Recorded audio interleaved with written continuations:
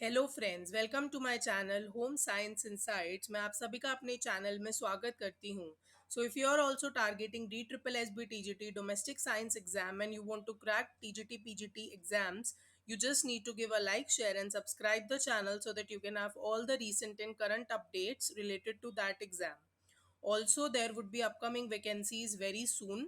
So if you are not started preparing, so kindly prepare and prep yourself for that because exams would be very soon.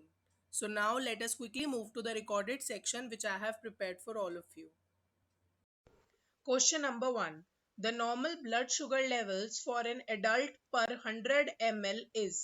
अगर हम देखते हैं कि normal adult sugar levels कितने होते हैं, अगर हम एक पर 100 ml के अकॉर्डिंग एक एडल्ट के लिए शुगर लेवल्स चेक करते हैं, so what is that approximation level which should be meet up. So let's quickly move to the current options. Option number 1, 60 to 70 mg. Option 2 is 80 to 100 mg. Option 3, 80 to 120 mg. Option 4 है आपका 120 to 140 mg. तो sugar levels जो normal होते हैं that is 80 to 100 mg. एक आपके लिए insider है इसके अंदर, जो भी आपका नॉर्मल ब्लड प्रेशर लेवल होता है दैट इज 80 टू 120 mg. अगर आपसे बीपी पूछा जाता है, क्वेश्चन पेपर में आपसे शुगर भी पूछा जा सकता है और बीपी भी पूछा जा सकता है. अगर आपसे बीपी पूछा जाता है तब आप बताएंगे 80 टू 120 mg, पर अगर आपसे शुगर लेवल्स पूछा गया है तो आप 80 टू 100 mg का ही आंसर देंगे. Let's quickly move to the next question, that is question number 2.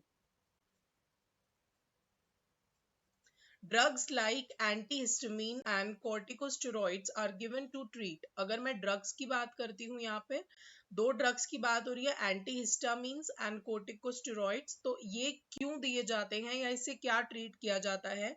Fever, bronchitis, allergies या फिर वॉमिटिंग. इसका करेक्ट आंसर हो जाएगा allergies. Option number C is the correct answer, because हम एंटीहिस्टामिन और कॉर्टिकोस्टेरॉइड्स जो होते हैं वो एलर्जीज को ट्रीट करने के लिए ड्रग्स यूज करते हैं.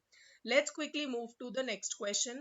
Dash is a very tiny unit of length. यहाँ पे unit of length की बात हो रही है जो काफी tiny होती है. Appropriate to measuring tiny living creatures like bacteria. और अगर मुझे बैक्टीरिया को मेजर करना है उसके लिए वो बिल्कुल परफेक्ट मेजरमेंट यूज किया जाता है. So let's quickly move to the options. Micrometre, millimetre, nanometre या फिर yocto. The correct answer is nanometre. अगर मुझे बैक्टीरिया जैसे माइक्रो ऑर्गेनिजम्स को मेजर करना है या फिर ऐसे लिविंग क्रिएचर्स को मेजर करना है तो उसके लिए अप्रोप्रिएट लेंथ होगी nanometre. Let's quickly move to the next question.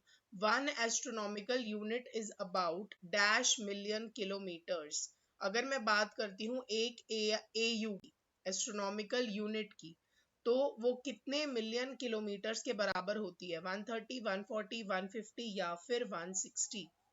तो इसका करेक्ट आंसर हो जाएगा 150. तो जो आपकी 1 AU है वो 150 मिलियन किलोमीटर्स के इक्वल होती है. Let's quickly move to the next question. Dash is the best language to describe relationships between variables. कौन सी एक ऐसी बेस्ट लैंग्वेज होती है जो रिलेशनशिप डिस्क्राइब करती है वेरिएबल्स के बीच में? एल्जेब्रा, मैथ, ग्राफ या फिर physics. The correct answer is graph. अगर मुझे वेरिएबल्स की बात करनी है तो उसके बीच का रिलेशनशिप जो होता है वो ग्राफ डिस्क्राइब करता है. The first step in designing a good experiment is to clearly state the. कौन सा ऐसा पहला स्टेप होता है जिससे आप एक गुड एक्सपेरिमेंट को डिजाइन करते हैं और वो क्यों बताया गया है या उससे क्या स्टेट किया जाता है? प्रोसीजर्स, वेरिएबल्स, डेटा या फिर hypothesis. The correct answer is hypothesis. जो भी अगर आपका पहला स्टेप होता है एक एक्सपेरिमेंट को डिजाइन करने के लिए, सो उसमें पहला स्टेप होता है hypothesis. Let's quickly move to the next question. The freezing point of water on a Fahrenheit scale is. अगर मैं फ़ारेनहाइट स्केल को लेती हूँ तो उसमें क्या फ्रीजिंग पॉइंट होता है वाटर का? किस डिग्री पे वाटर फ्रीज हो जाता है? 31, 32, 33 या फिर 34. The correct answer is 32 degree. 32 degree में आपका जो वाटर है वो फ्रीज हो जाता है. Let's quickly move to the next question. Thermal energy is often measured in. Thermal energy को किस यूनिट में मेजर किया जाता है? किलोवाट, मेगाजूल, कैलोरी या फिर horse power. The correct answer is megajoule. अगर हम थर्मल एनर्जी की बात करते हैं तो उसको मेगाजूल में मेजर किया जाता है. Next question, dietary deficiency is usually observed in persons who, dietary deficiency मतलब खाने पीने से जो आप नहीं पूरा कर पाते, फुलफिलमेंट नहीं हो पाती आपकी, या आपकी बॉडी के अंदर डाइट की वजह से कोई कमी रह जाती है, तो वो किन लोगों में ऑब्जर्व की जाती है? Do not consume any greens, वो लोग जो ग्रीन्स नहीं खाते। कंज्यूम टू मच ग्रीन्स, वो लोग जो बहुत ज्यादा ग्रीन्स खाते हैं, greens means green leafy vegetables है। Do not consume any animal food, वो कोई एनिमल फूड कंज्यूम नहीं करते, या फिर consume too much animal food. तो देखिए, इसमें काफी सारे आंसर्स ठीक हो सकते हैं, इसमें कोई दो राहें नहीं है। लेकिन अगर हम इस पर्टिकुलर क्वेश्चन की बात करते हैं तो इसमें डाइटरी डेफिशिएंसी पूछा गया, मतलब कमी, मतलब नॉट कंजम्पशन है, ऑब्वियस सी बात है। सो आपके पास नॉट कंजम्पशन वाले दो ही ऑप्शन है, तो ज्यादातर लोग जो है वो ग्रीन्स को कंज्यूम नहीं करते, इस वजह से उनकी डेफिशिएंसी बॉडी में आ जाती है। Let's quickly move to the next question.